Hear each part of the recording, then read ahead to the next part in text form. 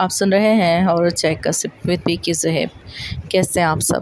یقیناً ٹھیک ٹھاک ہوں گے۔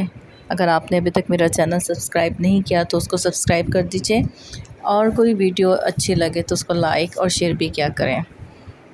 اور اس کے علاوہ اگر آپ کے پاس کوئی بھی قصہ کہانی ہو تو آپ مجھ سے شیئر کر سکتے ہیں انسٹاگرام پہ، آئی ڈی جو ڈسکرپشن میں ہے۔ چلیے آج کی کہانی آپ کو سناتے ہیں۔ ویسے بچے کس کو برے لگتے ہیں؟ بچوں کا ہنسنا، کھلکھلانا، معصوم سا چہرہ ہر کسی کا دل مول لیتا ہے، اور گھر میں بچے ہوں تو اور بھی اچھا لگتا ہے۔ لیکن اگر گھر میں بچے نہ ہوں پھر بھی رات کو اس کے رونے کی اور ہنسنے کی آوازیں سنائی دیں تو آپ کیا کریں گے؟ کچھ ایسا ہی خیام کے ساتھ ہوا، تو چلیں آپ کو سناتے ہیں۔ میرا نام خیام ہے اور میں ملتان کا رہنے والا ہوں۔ ایک پرائیویٹ کمپنی میں جاب کرتا ہوں۔ نئی جاب لگی تو ماں نے میری شادی کر دی اور خود بھائی کے پاس لاہور چلی گئی۔ ایک دن میں گھر واپس آیا تو ہیرا صحن میں بے ہوش پڑی تھی۔ ڈاکٹر کے پاس گئے تو ڈاکٹر نے کہا کہ آپ کی بیوی ماں بننے والی ہے اور 3 منتھس کی پریگننٹ ہے۔ میں تھوڑا پریشان ہوا کیونکہ نیو جاب تھی اور شادی ہو گئی اور اب بچہ۔ میں تو ملک سے باہر جانے کا پلان بنا رہا تھا۔ ایک تو ماں نے شادی بھی اتنی جلدی کروا دی اور یہ بچہ، میں یہ سب جھنجٹ میں نہیں پڑنا چاہتا تھا۔ میں نے ڈاکٹر کی فیس ادا کی اور ہیرا کو لے کر گھر آ گیا۔ رات ہم آرام سے سو گئے۔ صبح میں نے غصے سے ہیرا سے پوچھا کہ اس نے پہلے کیوں نہ بتایا۔ میری بیوی چپ رہی۔ میں نے کہا بھی کہ ابھی مجھے یہ بچہ نہیں چاہیے، میں یہ ذمہ داری نہیں اٹھا سکتا، تم اس بچے کو گھروا دو۔ پر ہیرا بچہ چاہتی تھی اور وہ رونے لگی۔ میں چپ ہو گیا اور سوچنے لگا کہ کیسے اس بچے سے جان چھڑائی جائے۔ اسی سوچ بچار میں 2 اور مہینے گزر گئے اور ہیرا 5 منتھ کی پریگننٹ ہو گئی۔ ایک دن میرے دماغ میں آیا کہ کیوں نہ میں آئل گرا دوں اور وہ جائے گی تو پھسل جائے گی۔ میں نے رات کو اس کے سونے کے بعد بہت سارا آئل کچن میں زمین پر گرا دیا اور جا کر سو گیا۔ میں صبح ہیرا کوئی جاگنے سے پہلے ہی گھر سے نکل آیا۔ شام گھر پہنچا تو ہیرا بے ہوش پڑی تھی، اس کا بچہ مر گیا تھا۔ ہیرا ہر وقت صدمے میں رہنے لگی تو میں نے اس کو اس کی ماں کے پاس بھیج دیا تاکہ یہ غم بھول جائے اور پھر سے نارمل ہو جائے۔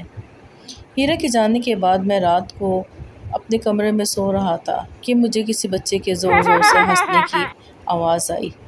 میں کمرے سے باہر نکلا، پورا گھر دیکھا تو مجھے کہیں بھی کوئی بچہ دکھائی نہ دیا۔ میں دوبارہ سے اپنے کمرے کی طرف جا رہا تھا، مجھے پھر سے کسی بچے کے اب رونے کی آواز سنائی دینے لگی۔ میں پھر باہر گیا، مجھے کہیں بھی کچھ نظر نہ آیا۔ مجھے اپنا وہم لگا اور میں جا کے سو گیا۔ دوسرا دن آرام سے گزر گیا، لیکن رات میں پھر 1 بجے کے بعد مجھے پھر سے بچے کے رونے کی تو کبھی ہنسنے کی آواز سنائی دینے لگی۔ میں روم سے نکل کے باہر آیا، پورا کمرہ گھر دیکھا، چھت پہ دیکھا، کچھ بھی نہیں تھا۔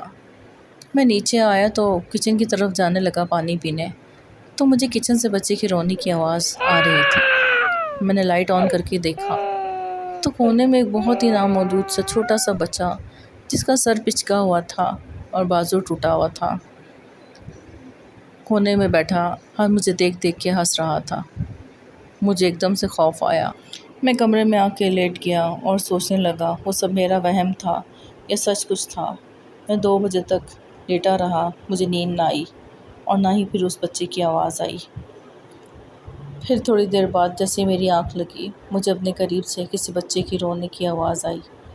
میں نے آنکھ کھول کر دیکھا تو وہ بچہ میرے سینے پہ بیٹھا ہوا تھا، جس کا سر پھٹا ہوا تھا اور آنکھیں باہر نکلی ہوئی تھیں اور پاؤں ٹیڑھے ہوئے تھے، منہ سے خون نکل رہا تھا۔ اس بچے نے میرے منہ پر جھپٹا مارا اور میں تکلیف سے چلانے لگا اور بے ہوش ہو گیا۔ جب ہوش آیا تو ساری دنیا ہی اندھیر ہو گئی تھی۔ اس نے میری دونوں آنکھیں نوچ لی تھی اور مجھے فالج بھی ہو گیا تھا۔ ہیرا ہاسپٹل میں مجھے ملنے آئی تو میں نے اس کو سارا قصہ بتایا۔ اس کو بات کو مان ہی نہیں رہی تھی کہ کوئی بچہ میری آنکھیں نوچ بھی سکتا ہے۔ پھر میں نے اس کو بتایا کہ کس طرح میں نے ہمارے بچے کی جان لی۔ ہیرا بہت روئی اور مجھے ہمیشہ کے لیے چھوڑ کر چلی گئی، اور آج میں اکیلا اپنے گھر میں رہتا ہوں اور دن میں بھیک مانگتا ہوں۔